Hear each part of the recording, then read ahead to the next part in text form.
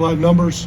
I think they're still growing within their package, but throwing a lot and look like they're handling it. And so it's been very, very competitive, very physical in practice. And I think, quite honestly, you're kind of going against them against us, but I kind of feel like the leadership and the culture that was kind of built through the summer, Coach Mick, and the way we cross-pollinated the team, it's not like we're fighting against each other. We're just competing like heck to get better. And sometimes you got me, and next play maybe I'm getting you. So there's been a lot of back and forth. It's been as competitive, tough, consistent, back and forth banter. It's kind of like maybe that first year we had some of those guys up front kind of getting at it. It's been really good. It's been fun. It's been challenging. What can you share, if anything, about the scrimmage Saturday, how it went, scrimmage, how to go? And we snapped the ball and blocked sometimes and missed, and they made some tackles. We scored once or twice. Had a field goal hit the upright one time, I think. It was good. It was good. Again, I thought as some drives, sometimes in practice we rotate in maybe racks or threes or four, and I think we had some drives on both special offensive where we got to maybe play 7 or 8, and maybe didn't execute or play with the pad level or the execution as you got into a third down or score zone situation. So today in practice, we extended, instead of just 4 plays and you're out, let's go 8 or 9 or 10 plays in a row, just to kind of get some of that as the drive goes on both sides of the ball, how to hang in there, how to communicate, and how to compete. So thought it was good, but got a little sloppy as drives went, slopping in. A few turnovers, defense created several good turnovers, which was good for them, not good for us. Got to run it better. It wasn't our best running day. We need to run a little bit better as we go. And everyone assumes this offense is going to pick up for a left like last year, a great offense. It doesn't work that way. What do you think is the state of the offense right now? What are your concerns, if any? What you just said, assume. Because I was told what that meant a long time ago, as you divided into some letters. And if we again get a little too big for your britches in this day and age, in my time in my life, it seemed like every time that I or our group got a little too big for its britches, we got it. I had a saying a long time ago, started, as soon as you think you got it, you're getting ready to get it. And it's always a fight to stay on point, to stay focused, to keep evolving, to sharpen your skills. As good as you may be, we all have deficiencies. So we've been really hard. I think our players have picked up some of the ownership and leadership of what we're trying to do. And it's not coming from the coach all the time. So we're trying to stay humble and grounded, because you're only as good as we can block it. And those supporting guys can make it look good. So, and blocking's everyone. You got tight ends and receivers involved with the running game, whether it be in a run play where they're blocking someone, or RPO. You got quarterbacks making decisions. So when that run game's going, it's 11. In the pass game, you got to pick up blitzes and firm up pockets, and CJ can deliver. We got some great guys who can get open, but it's a total team deal. So right now when you start back over, because you go through the winter workouts individually, a little bit of spring, summer's back to a lot of group, but the individual, now is where the offense comes together. And to be a great offense, you come together. To be a great offense at the end of the year, you show what you've done, and it's not stats. There's big rings and there's big trophies that great offenses have.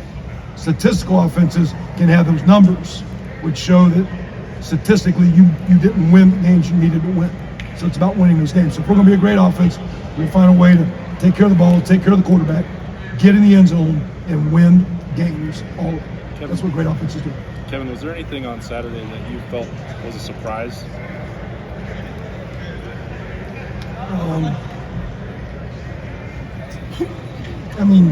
Some of the guys, I know we minimized a little work for some of the top guys. It was good to see, we got a little bit more work there for Julian, Mecca, Marvin, even expecting them. They still been the second guys, now they're one, so they got a little bit more action. Maybe Jackson, who's kind of proven himself. Same at running back. Dallin popped a couple really good runs, which is good to see. Showed some really good speed. Had a couple big ones, which was nice for him. He's got, he's learning. Freshman, a little bit overwhelmed. He's got some speed and explosiveness. So that was a nice deal. But scrimmage one, practice one, we're just really consistent. It's not offensive. Just got to be better. When we were here on Thursday, we saw Cade a little bit more involved down the field, and at the risk of talking too much about tight end targets to you, what is it about his skill set that might allow you to do that a little bit?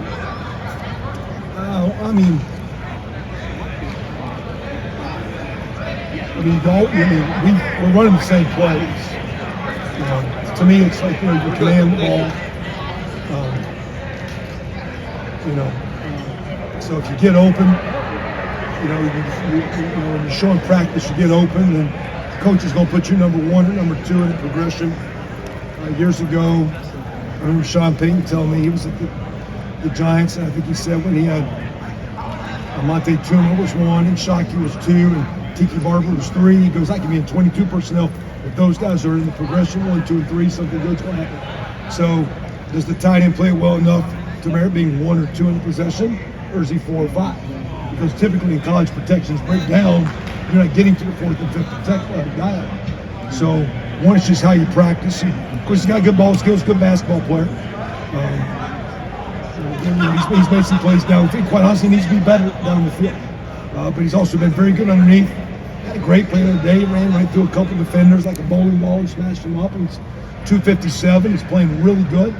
He's voted captain, one of the best leaders on our team. Had a championship performance in scrimmage. Very, very physical. He's gonna have a great year. I mean, he's pretty good player. I've seen a couple. He's pretty good. How deserving is he for that captaincy?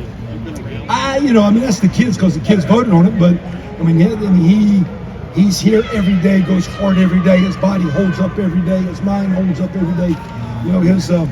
His gas, his give up holds up every day. He's into it now. He cares. He's really good. So I mean, I think he's going to play well. I think leadership is best coupled with performance. And I think the way he consistently practices, and I think the way he consistently plays, he's going to perform well. And then verbally in action, he does so many things right that you want a leader to do. So, I mean, it's not phony. He got him. He's not trying to build somebody up. He's one of the dudes of our team.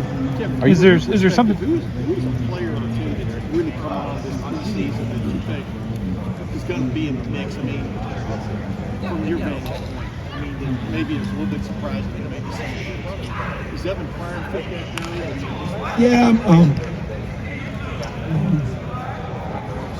But again, you still have, with Mayan and Travion, it's like then opportunities and touches. Same thing. I think Cade's going to have a chance to get the ball, but you still got Jackson sitting out there that's going to get open, and Marvin's got his own way to show he's going to be solid. And Mecca's probably been as pleasing and consistent as either of those guys, practicing hard and making some just really strong, impressive plays with and without the ball. So you got Julian, so I mean, it's just a lot of guys. So bottom line, it's just, the guys that just, we're at a point right now of camp where you don't practice, but you continue right now to build your culture and really get good at something. Just don't show them having practice and say it's 2-a-days and it's hard. Everybody's in 2-a-days or preseason practice and walkthroughs. It's hard. Okay, but who's getting better? Who's honing their craft? Who's building the culture of the offense and what you're trying to be? And to me, we got a lot of good players. I don't know if there's going to be a bunch of surprises because you guys know all the guys that are good. There's a lot of second-year guys that are starting to fringe on being what you think they should be. And it'll be interesting as they practice here the next 1, 2, 4, 5, 6 weeks.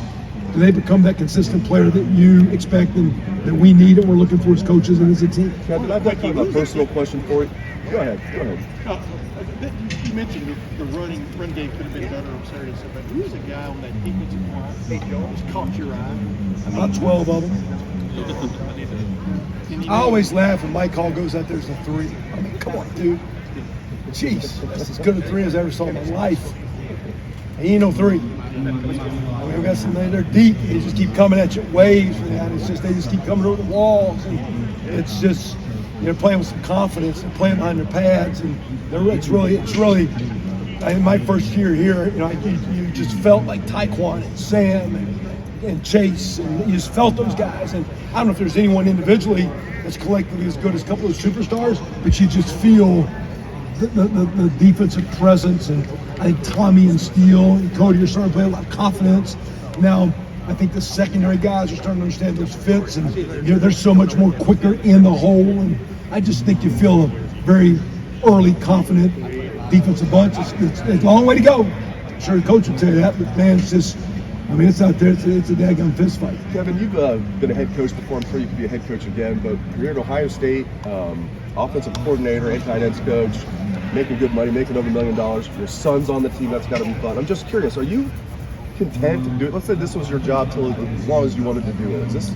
No, matter of fact, I've never been a guy wherever it was, looking for the next job. It was do your job, do the job the best you could. I had a guy, of course, I think I was like, I don't think working long makes you a better guy, but I enjoyed practice. I enjoyed the meetings. I enjoyed the preparation. Like the other day, I think someone was talking about, the problem. I enjoy, I think it was Coach Saban had a guest speaker to me. I enjoy preseason practice. I like inside drill. I like Tuesdays. I like Wednesdays. And somebody said, hey, when are you going to retire? And I said, I'm going to retire the first day I'm working. Because the first day this is work. I ain't working. I'm coming out having fun, teaching kids how to play the game, helping kids grow. Love to be a head coach again, but I'm not fighting to do. I'm fighting to do the best job I can here because we're working to get on that wall. And so whatever we need to do to get on that wall. And I've had a chance with a lot of great offenses and great teams. I played net 5 times. I've been in that game. I'm still looking for that ring. 5 times. 6 if you count the playoff game we lost a couple years ago. So I've been there knocking on that door. I want to help a group of kids I think that's good enough to knock the damn thing down. And we ain't there yet. There's a group of guys, the way this team's coming, that can be that type of team. And that's not hopeful talk, and that's not Buckeye tradition talk. That's looking at grown kids playing the game right, and you're trying to impact their guys. So I just trust the good Lord. Are you where you're supposed to be? Coaching the kids you're supposed to coach. Family's kind of almost raised. Used to be where you're raising your kids. I got my son on the team. That's neat. It's cool. I really didn't want him to come here. I wanted him to do what's best for him. That's been good for him. But right now, my thing is to do everything I can to give Coach Day what he wants, to help this offense and these kids have a chance to chase greatness, because we have a chance to go for it. Kevin, where is Joe Royer right now in being the number 2 tight end that you guys need? Yeah, I think right now, like the 2 best guys we got in different roles and jobs is where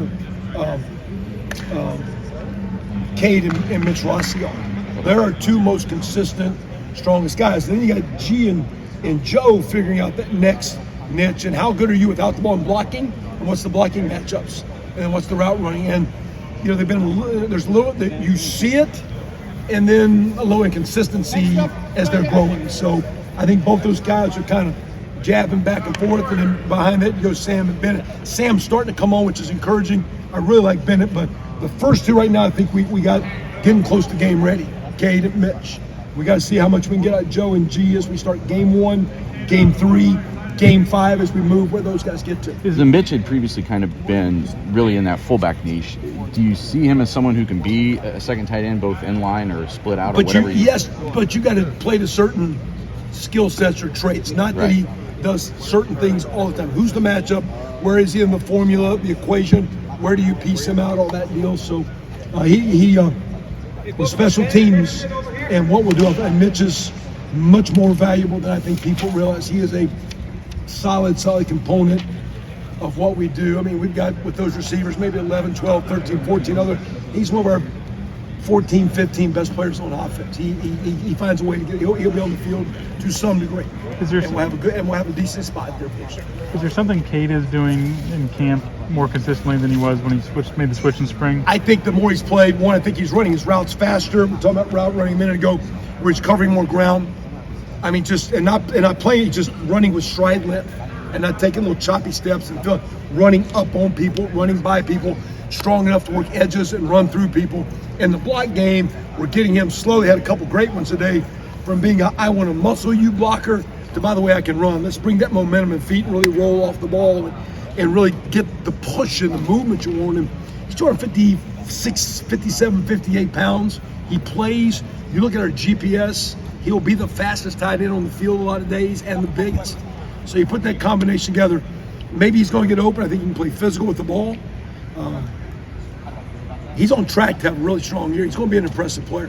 What does the GPS show? When you say the GPS They shows? show how many yards. Like typically, like last year, we'd have like in a practice a year ago on a Tuesday hard practice, you'd have Chris Olave and Garrett Wilson would push around 6,600 to 7,100 yards. Ruck would be at about 58, 59, third highest. And then you look at your speed. Are you going 11 miles an hour, or 17 miles an hour, or 19 miles an hour? And then you even look at the distance owned. So when we track the volume, how fast you're running, and how much you're running at a high click, he's running at a high click. So just, and that's when you're doing teamwork. It's one thing to go out there with Coach Mix running around bags, and the guy has it and says he runs 20 miles an hour. Okay, put people out there, and now you're thinking. And also there's a thing called confidence and courage. As there's people in the way, now running 20 miles an hour. And there's another dude standing right there too. Oh no, I start hesitating. I'm waiting, and so he's playing fast. He's a very mature guy. And not that he's just going to blow by you and you guys say, well, look, he's running 4.5. No, he's just playing fast, playing physical. He's a big athlete. That's why you guys thought he should play defense. He's a big athlete.